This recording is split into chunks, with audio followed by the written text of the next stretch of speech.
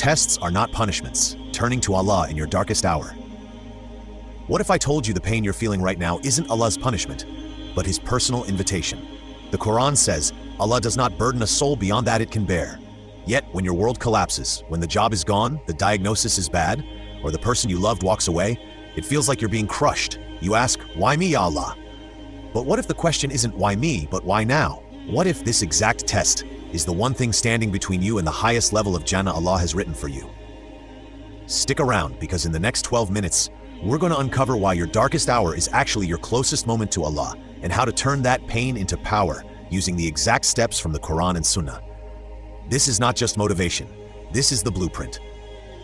Assalamu alaikum wa rahmatullahi wa barakatuh, and welcome to Global Mystery Nexus. I'm your brother in faith, and today we're tackling a question that keeps millions awake at night. If Allah loves me, why am I suffering? If you're going through hardship right now, drop a Ya Allah help me in the comments. We'll make dua for every single one of you. Let's begin. The divine purpose of tests. Allah subhanahu wa ta'ala says in Surah Al-Baqarah 2:155, and we will surely test you with something of fear and hunger and a loss of wealth and lives and fruits, but give good tidings to the patient. Notice the word surely, not maybe. Tests are not an accident. They are part of the design. Based on Quran and authentic hadith, tests have three core purposes. 1. Purification. The Prophet said, no fatigue, disease, sorrow, sadness, hurt, or distress befalls a Muslim, even if it were the prick of a thorn, but Allah expiates some of his sins for that. Think of it like fire purifying gold. The heat hurts, but it burns away impurities. 2. Elevation. Some ranks in Jannah cannot be reached through salah and fasting alone. They require sabr. The Prophet ﷺ said, when Allah wills good for someone, He afflicts him with trials. If you're being tested, it's because Allah saw good in you.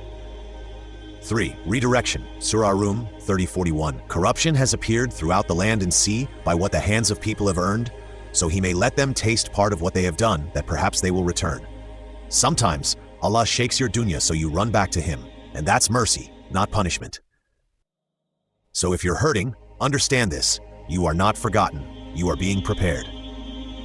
2. Test versus punishment. How to know the difference. Imam Ibn Qayyim gave us a simple scale. He said, if the hardship brings you closer to Allah, it's a test. If it takes you further from Allah, it's a consequence.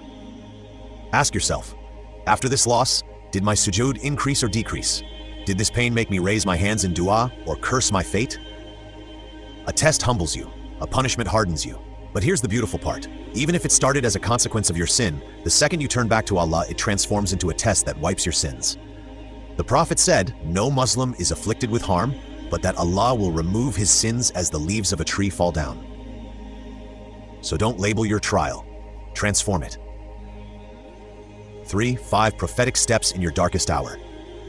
Step 1. Say, Inna lillahi wa ilayhi raji'un. This isn't just something we say when someone dies. Allah teaches us in Surah Baqarah 2:156, who when disaster strikes them, indeed we belong to Allah, and indeed to Him we will return. You're declaring, I didn't own this job, this health, this person. It was Allah's, and I'm returning to Him.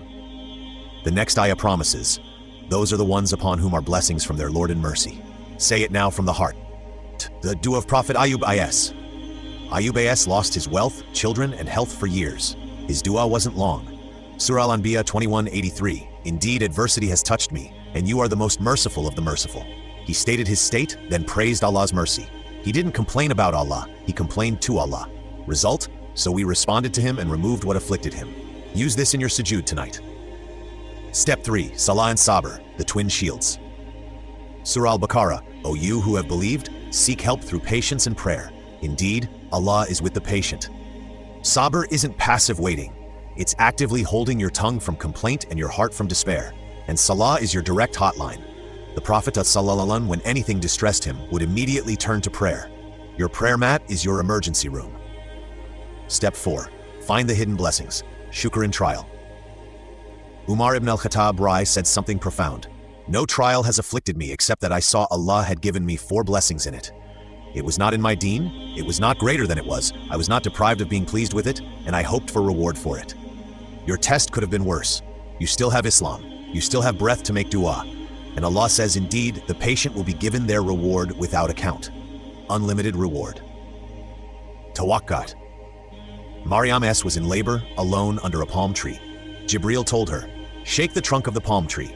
Allah could have dropped dates for her, but He taught us, Tie your camel, then trust. Update the resume. Take the medicine. Send the apology. Then say Hasbunallahu wa ni'mal wakil. Allah is sufficient for us, and He is the best disposer of affairs. 4. Stories from the darkest hours. Think about Prophet Yunus in the belly of the whale. 3 layers of darkness, the night, the sea, and the belly of the fish. No human help possible. His dua?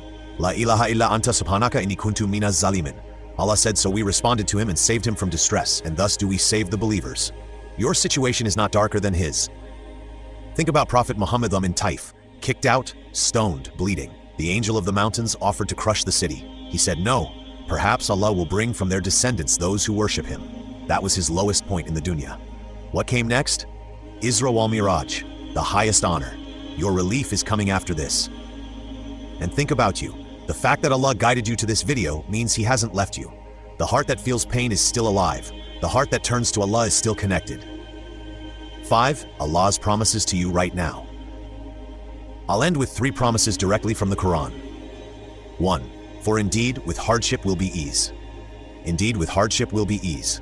Ibn Abbas said, one hardship cannot overcome 2 eases. 2. Allah does not burden a soul beyond that it can bear. If He gave it to you, He knows you can handle it with His help. 3. And whoever relies upon Allah, then He is sufficient for him. Not might be, He is sufficient. Your job isn't to understand the test. Your job is to trust the tester.